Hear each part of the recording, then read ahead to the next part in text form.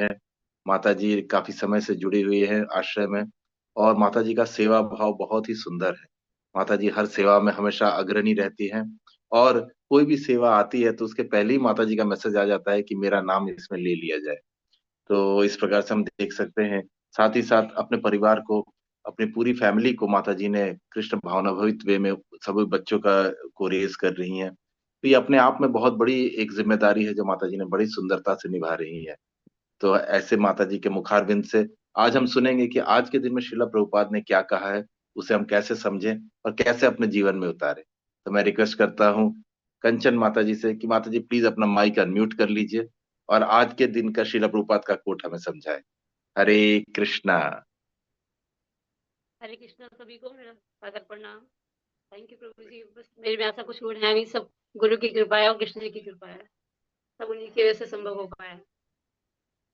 पांचकल्पतरुभ्यश्च कृपा पतितानां पावनेभ्यो वैष्णवेभ्यो नमो नमः। नमो शिवाय जय श्रीमती भक्तिवेदांत स्वामी की नाम। नमस्ते सरस्वती देवी गौरवाणी प्रचारिणी ईश्वरी। तो जी आज का कोट है, गुरु और कृष्ण दो समांतर रेखाओं के समान है। रेलगाड़ी भी दो पटरियों पर चलती है। गुरु और कृष्ण उन दो पटरियों के समान है। दोनों की सेवा साथ साथ होनी चाहिए।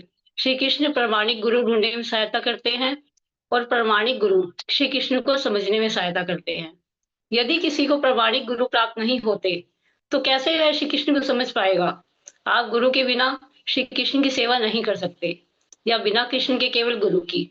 दोनों की सेवा साथ साथ होनी चाहिए। ये प्रभुपाद जी ने लिखा है महापुरुष जी को 12 फरवरी 1968 में। तो इस कोर्ट के हिसाब से प्रभु जी, मैं बुद्धि से जितना समझ पाई उतना मैं आपको बताना चाहूंगी।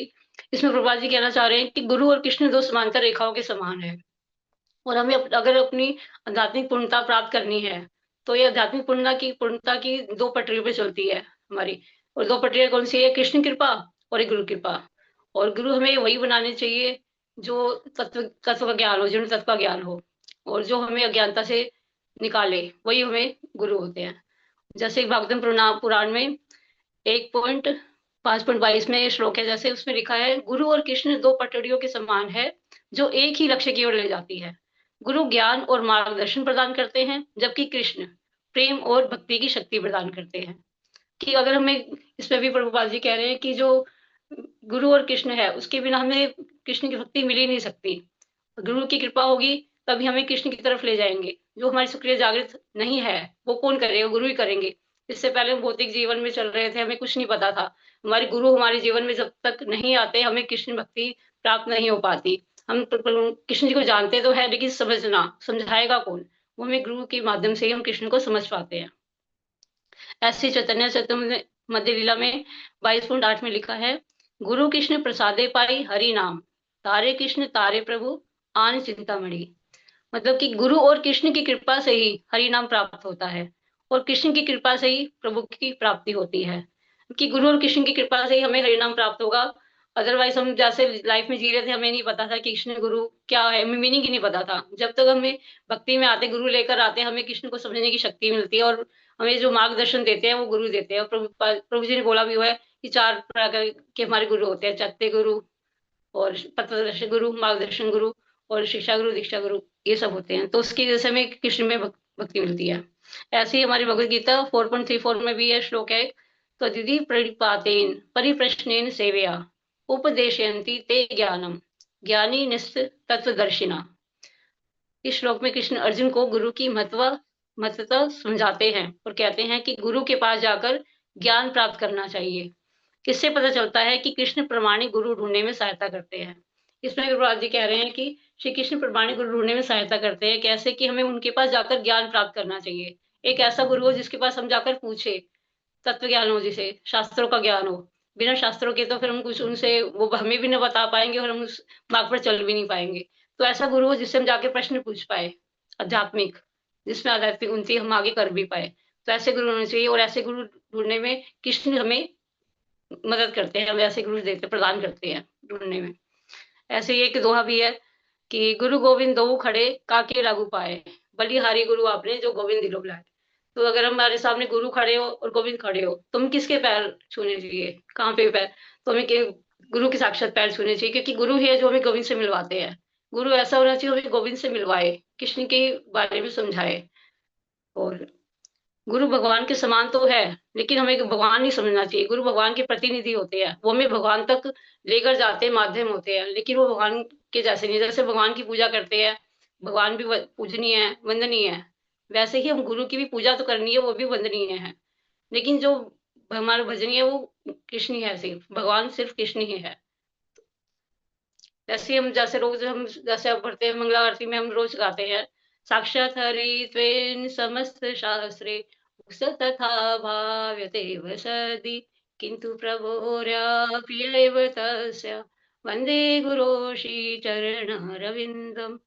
सारे शास्त्र यही बता रहे हैं कि गुरु हरि के समान है, किंतु गुरु हरि के बहुत प्रिय है। तो उसमें भी बताया जा रहा है कि जिसे शास्त्रों का ज्ञान है वही गुरु है। अर्थात आजकल तो मार्केट में कितने गुरु घूम रहे हैं, तो वो तो वैसी बात हो जाएगी जैसे प्रभु जी कहते हैं कि नकली गुरु लालची चेला, दोनों नरक में ठेला ठेला। वही हो जाएगा। तो हमें ऐसे गुरु के पास जाना चाहिए जिसे शास्त्रों का ज्ञान हो, और शास्त्रों के माध्यम से ही वो हमें कृष्ण की प्राप्ति करवा पाए। बाकी अगर हम कहीं और जाएंगे तो हमें फिर गुरु नहीं मिलेगा, फिर हमें वो दिखावा ही मिलेगा, जहाँ पे हम गुरु तो बना रहे हैं लेकिन वहां पे फिर वो शास्त्रों का ज्ञान नहीं मिलेगा। जो हमें सही मार्गदर्शन है वो सिर्फ गुरु ही दे सकते हैं, और कृष्ण ही इसकी प्राप्ति के। जब हमारी सुकृति जागृत होती है तो कृष्ण हमें गुरु से मिलवाते हैं। और प्रभु जी ने बोला है कि इतने बार जन्मों के बाद हमें कृष्ण भक्ति मिलती है। और कृष्ण भक्ति तो मिल जाएगी, लेकिन उसको जागृत कौन करेगा, उसको आगे बढ़ाएगा कौन? तो उसकी जो गाड़ी चलती है वो गुरु के माध्यम से। तो प्रभु जी, मैं इतना ही समझ पाई हूँ अपनी अल्प बुद्धि से, मुझे कुछ त्रुटि होगी तो क्षमा कीजिएगा। हरे कृष्ण, सभी को सादर प्रणाम। हरी हरी, बहुत सुंदर समझाया माता जी आपने। गुरु का हमारे जीवन में जो उद्देश्य है, जो रोल है उनका, आपने बड़े बड़े सुंदर से वे में आपने एक्सप्लेन किया है। भागवत का भी एग्जाम्पल दिया और चैतन्य चरितामृत से भी एग्जाम्पल दिया आपने। तो बिल्कुल सही कहा माता जी, बिना गुरु के तो कोई संभव ही नहीं है। कृष्ण स्वयं भगवान होते हुए अपने जीवन के क्रियाकलापों में उन्होंने दिखाया, संदीपनी मुनि को उन्होंने अपना गुरु बनाया। तो वैसे उनको आवश्यकता नहीं थी। प्रभु जी ने भी काफी बार अपनी कथाओं में बोला है, 64 कलाओं से पूर्ण है, तो फिर 64 कलाएं सीखने क्यों गए? वो दुनिया को दिखाने के लिए, वो दृष्टांत रखने के लिए कि हमें हर परिस्थिति में, चाहे भगवान स्वयं भी आ रहे हैं, भगवान श्री राम बन के भी आ रहे हैं, तो भी वो अपने को गुरु रख रहे हैं। उनमें गुरु के पास जा रहे हैं, गुरुकुल जा रहे हैं, शिक्षा ले रहे हैं। ये चीजें दिखा रहा है कि बिना गुरु के तो मतलब भगवान नहीं चलते, तो हम कैसे चलने की बात सोच सकते हैं। और ये आपने बड़ा ही सुंदर बताया कि साक्षात हरित्वेन में चक्रवर्ती पाद ने शुरू में पहले तो ये लिख दिया कि गुरु साक्षात हरित्वेन, इसके भगवान के समान ही गुरु है, लेकिन अगले ही लाइन पे वो लिख देते हैं कि वो भगवान के प्रिय है। तो वो सेकंड लाइन में वो करेक्ट भी कर देते हैं कि ऐसा मत समझ लेना कि वही भगवान है। वो भगवान तक ले जाने का स्रोत है, जरिया है, लेकिन वो भगवान नहीं है। भगवान तो भगवान ही है, और वो श्री कृष्ण ही रहेंगे। तो आपने बहुत ही सुंदर एक्सप्लेन किया माता जी, और शास्त्रों का बहुत सुंदर प्रमाण प्रस्तुत किया है। थैंक यू सो मच माता जी। हरे कृष्णा।